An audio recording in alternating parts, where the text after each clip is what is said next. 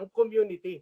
Talagang kahit na mainit, feels like 42 nung Sabado, nandyan sila. Naganap nitong nakarang weekend, Agosto 24 at 25, ang pinakamalaking Manitoba Filipino Street Festival sa kasaysayan ng probinsya. I would put it at 8,000, which is larger than the previous year. Sa parking lot ng St. Peter's Catholic Church sa Winnipeg, tinayon ng mga organizer ang higit 100 mga vendor at community group tents. At sa loob naman ng Petros Multipurpose Hall, 8 grupo ang nagbigay ng cultural dance performances. Well, there's the Ilocano group from Nipawa, there's the Bisdak group from Nipawa, merong grupo na Tribo Hiligaynon, meron din grupo na Filipino Seniors Group of Winnipeg, Bulacan Association. Pero hindi lang pagkain, sayawan, fashion show, inflatables at fireworks ang nakita ng komunidad nitong weekend sa festival. Mahigit 50 community groups ang sumali din sa isang parada. Mga 1.8 kilometers yung nilakad namin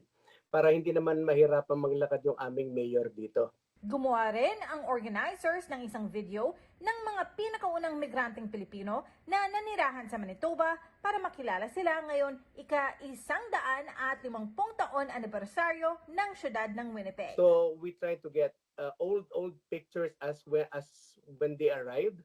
Some of them are actually have pictures like going up the stairs of the plane on the way here. Siguro during that time maybe the airports are still, you have to walk on the tarmac to go up the plane. Ayon sa mga organizer, dahil sa tulong ng kanilang mga volunteer at komunidad, naging matagumpay ang festival ngayong taon.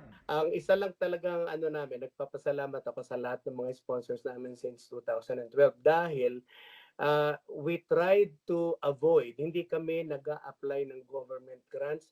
We do not take government money. Lahat ng ginagamit namin sa paggawa nitong festival nito, lahat ay corporate sponsors. Nagpapasalamat din ang mga organizer sa lahat ng mga bisita na nagbigay suporta para sa kanilang ika-13 taong edisyon ng Manitoba Filipino Street Festival. Kung hindi sa inyo, walang festival.